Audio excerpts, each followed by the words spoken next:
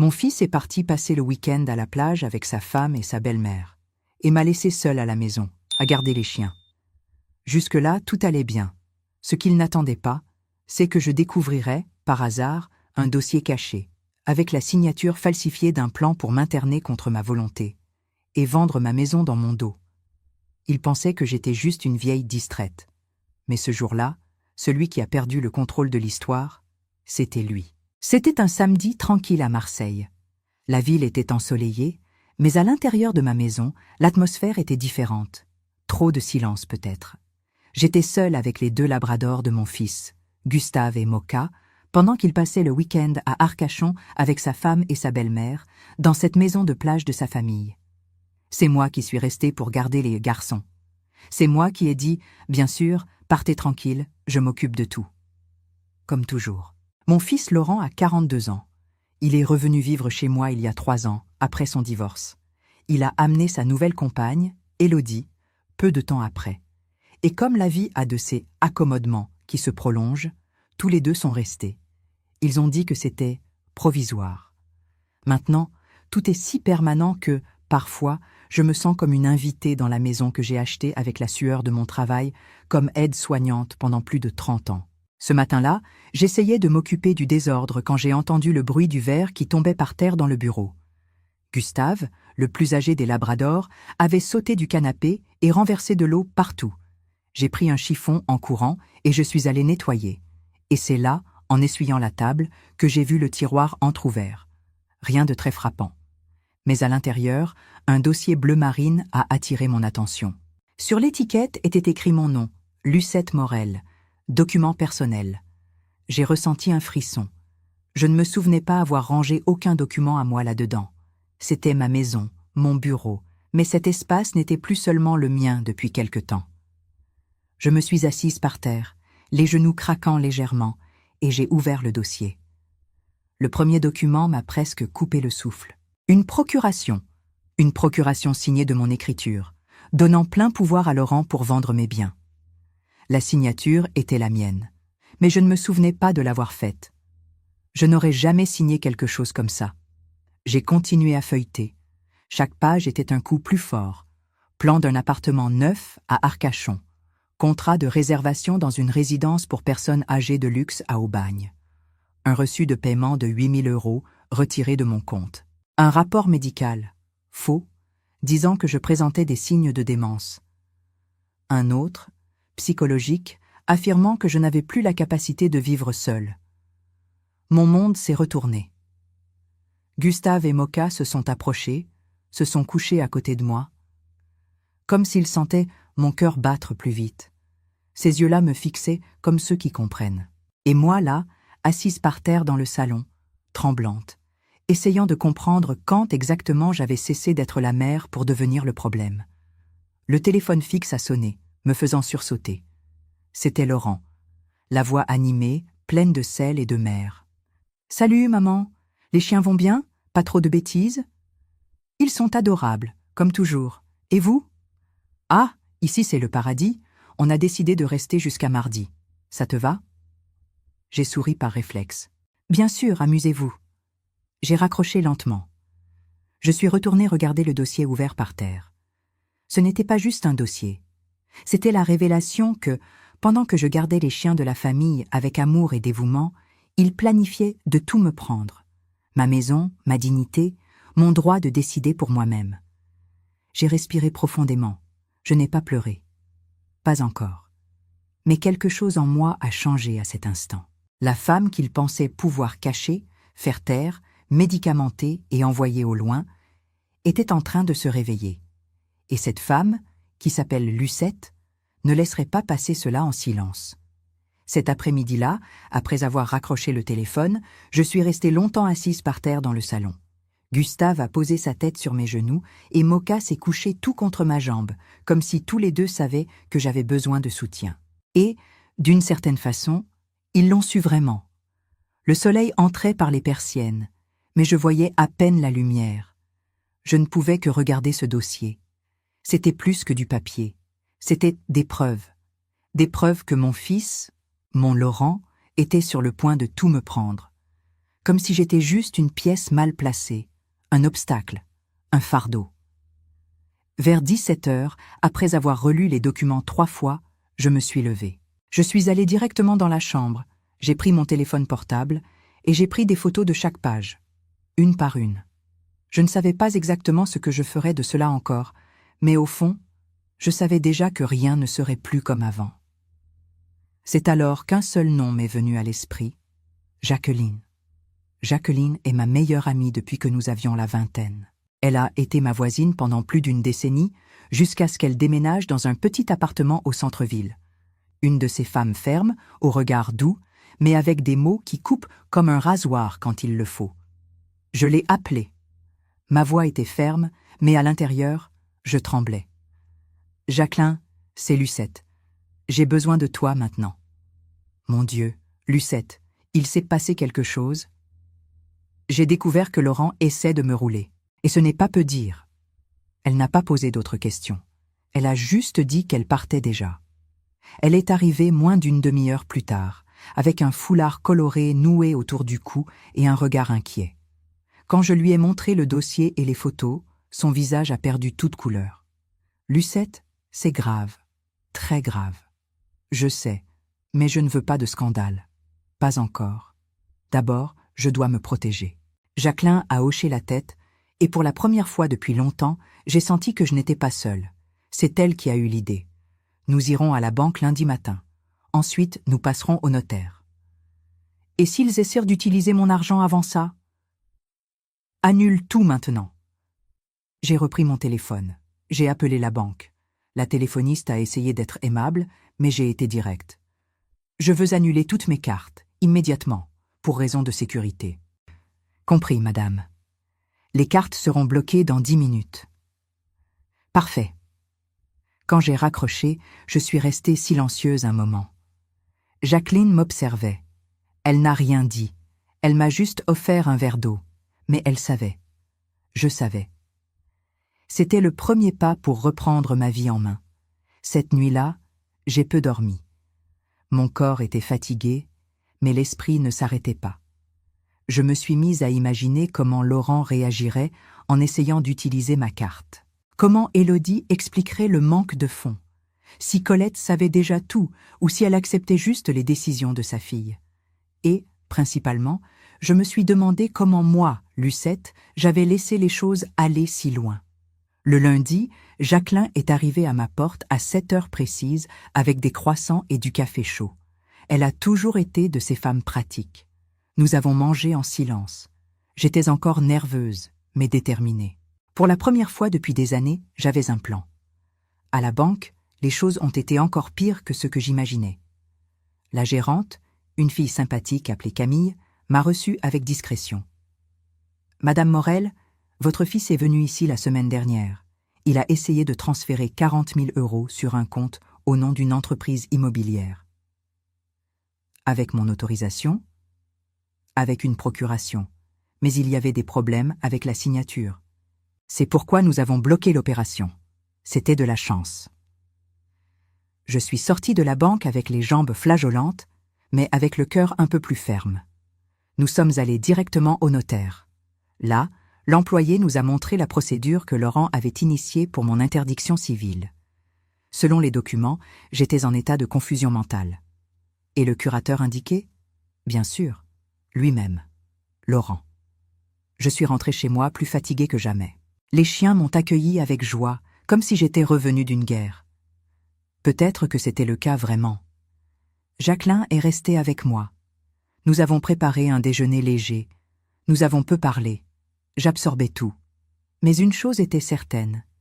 Le mardi, quand ils reviendraient d'Arcachon, ils ne trouveraient plus la même Lucette qu'ils avaient laissée derrière eux. En ce début d'après-midi, le soleil semblait plus fort que la normale. Marseille était chaude, et ma maison, encore silencieuse, semblait retenir l'air, comme si elle aussi attendait ce qui allait arriver.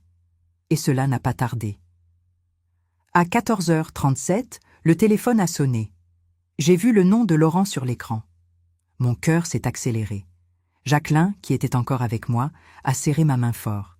J'ai respiré profondément et j'ai décroché. « Maman, C'est quoi ce délire? Les cartes ne marchent pas, ni la tienne, ni celle d'Élodie. Nous avons essayé de payer le déjeuner ici, au restaurant, et rien. Ah, oui, j'ai annulé toutes les cartes hier. Tu as quoi? De l'autre côté de la ligne, silence. Un silence pesant. Puis des voix sont venues en arrière-plan, confuses, accélérées. J'ai reconnu celle d'Élodie, nerveuse, et celle de Madame Colette, plus contenue, mais également irritée. Pourquoi? Pourquoi tu as fait ça, maman? Parce que j'ai trouvé les documents dans ton tiroir, Laurent. Tout. La procuration avec ma signature falsifiée, la procédure d'interdiction, les extraits bancaires, le contrat de l'hospice, le plan de l'appartement à Arcachon. Plus de silence. Mais cette fois, j'ai senti que de l'autre côté, sa respiration était bloquée. Comme si les mots ne savaient plus par où sortir. Maman, ce n'est pas ce que tu crois. Ne dis pas que ce n'est pas ce que je pense, Laurent. Ne m'offense pas. Tu sais exactement ce que tu as essayé de faire. Et maintenant, je le sais aussi. Cette fois, c'est Élodie qui a pris le téléphone. La voix plus aiguë, plus agitée. Madame Lucette, vous confondez tout. C'était tout pour votre bien. Vous n'avez aucune idée de ce que vous dites. Voler ma maison, c'est pour mon bien. M'interner contre ma volonté, c'est par amour. Vous avez besoin de soins. Nous voulions juste aider. Jacqueline m'a fait un signe de la tête. J'ai continué. Aider, c'est s'asseoir avec moi et parler. Ce que vous avez fait s'appelle trahison. C'est un crime. Et je ne suis pas une vieille confuse. Je sais exactement ce que vous étiez en train de planifier. De l'autre côté, j'ai entendu Colette dire à voix basse « Je t'avais dit que ça allait mal finir ». Alors Laurent est revenu en ligne, maintenant avec la voix enrouée. « Maman, on a fait une bêtise. Je me suis laissée influencer. Élodie, Colette, nous avons tous pensé que c'était le mieux. Mais je jure que je n'ai jamais voulu te faire du mal. Mais tu m'en as fait. Et pire, tu pensais que je ne m'en rendrais pas compte, que je signerais ce qu'on me donnerait, que j'étais faible. » Il a commencé à pleurer. J'ai entendu les sanglots étouffés. C'était la première fois que mon fils pleurait devant moi depuis des années, et, pendant un bref instant, mon cœur s'est serré. Mais je me suis vite souvenu de la liste. De ces mots froids écrits à la main, si elle résiste, cherchez médecin pour sédatif. Là, il n'y avait pas d'amour. Il y avait de la stratégie. Vous avez jusqu'à demain pour revenir à Marseille. Quand vous arriverez, nous aurons une conversation. Mais n'attendez pas la Lucette d'avant. Elle est restée là-bas, le jour où vous avez laissé ce dossier ouvert dans le tiroir. J'ai raccroché. Jacqueline a expiré lentement. Moi, pour la première fois depuis que tout avait commencé, je me suis sentie en contrôle. Cet après-midi-là, nous avons organisé tous les documents. J'ai tout mis en ordre chronologique, avec les photos sur mon téléphone. J'ai appelé ma cousine Claire, avocate retraitée, et je lui ai expliqué la situation. Elle a été claire. Tu as des preuves plus que suffisantes. Si tu veux, tu peux porter l'affaire à la police. Mais à ce moment-là, je ne savais pas encore ce que je ferais. Je ne voulais pas de vengeance. Je voulais juste ma paix. Quand Jacqueline est partie, Gustave et Moka m'ont suivi jusqu'au canapé. Ils se sont couchés à mes pieds. Et je suis restée là, en silence, avec une tasse de thé à la camomille dans les mains, pensant à tout ce que je devais dire et tout ce que, peut-être, je n'avais plus besoin d'entendre. Cette nuit-là, j'ai un peu mieux dormi. Pas parce que les problèmes avaient disparu, mais parce que maintenant, ils étaient du bon côté de la porte. Le mardi soir, quand j'ai entendu le son de la voiture entrant dans le garage, mon cœur s'est accéléré. Ce n'était pas de la peur. C'était un mélange étrange de tristesse, de colère contenue et d'un calme nouveau. Ils étaient de retour.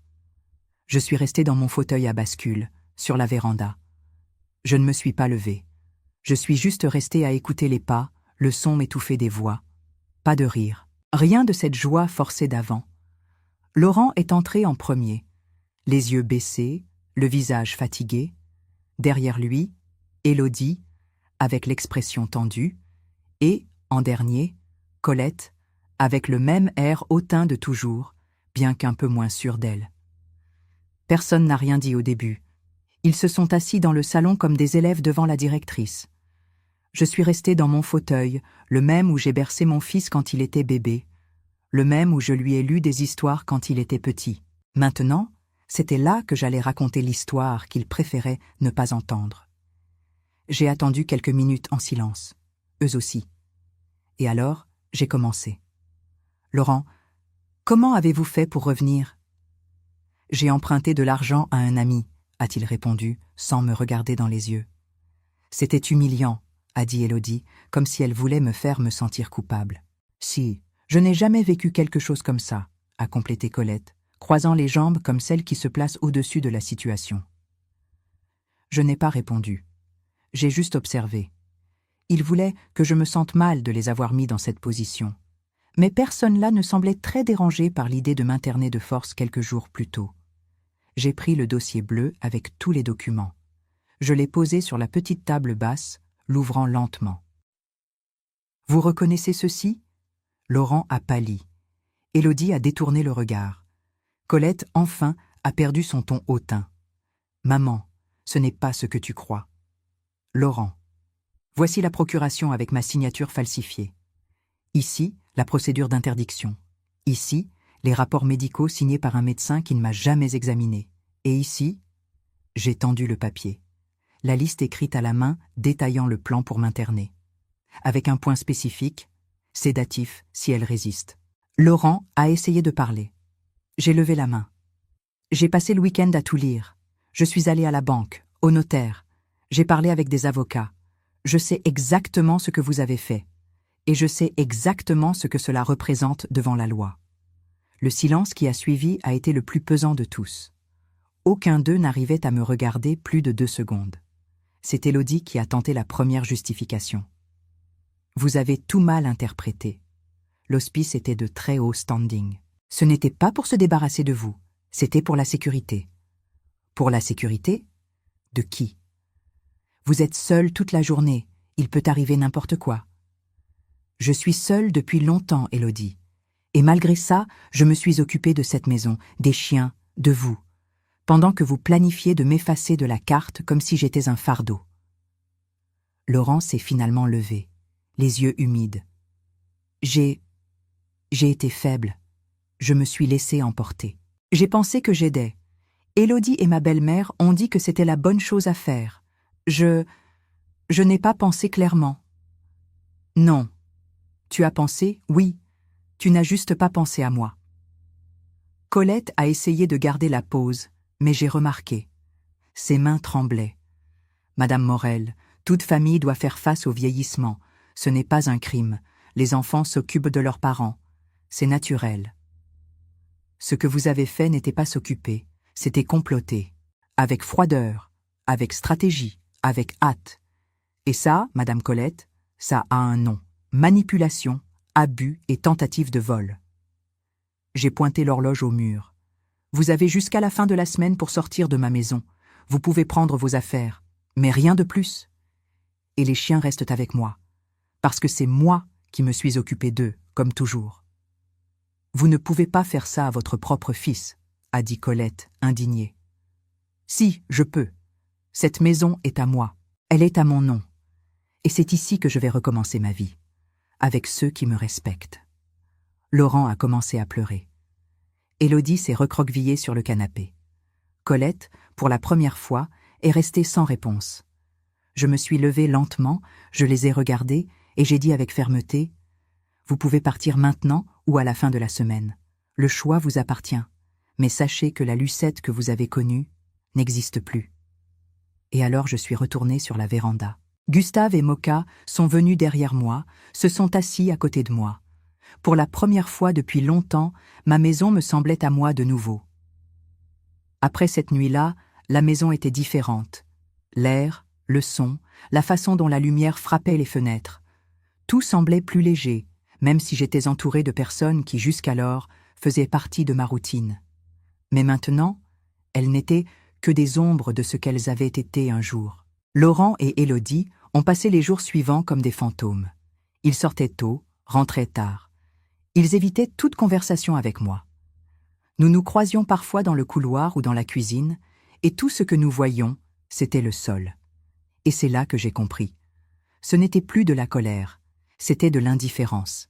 Et ça, pour moi, c'était la plus grande libération. Le jeudi matin, j'ai entendu Élodie pleurer dans la chambre. Elle disait que c'était humiliant de devoir retourner chez sa mère, que les amis demanderaient le motif du déménagement. Laurent essayait de la consoler, mais sa voix sonnait défaite. Ce n'était plus l'homme sûr de lui d'il y a quelques semaines. C'était juste quelqu'un essayant de ramasser les morceaux de sa propre culpabilité.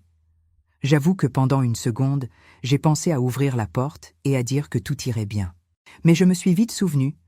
Combien de fois j'ai été mal et personne n'a rien demandé. Gustave et Moka, en revanche, semblaient en savoir exactement quoi faire. Depuis ce dimanche, ils ne me quittaient plus.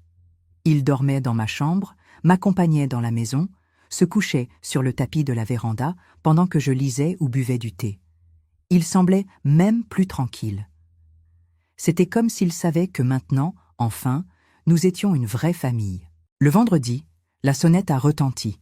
C'était Madame Ségolène, ma voisine du dessus, une dame réservée, qui parle peu.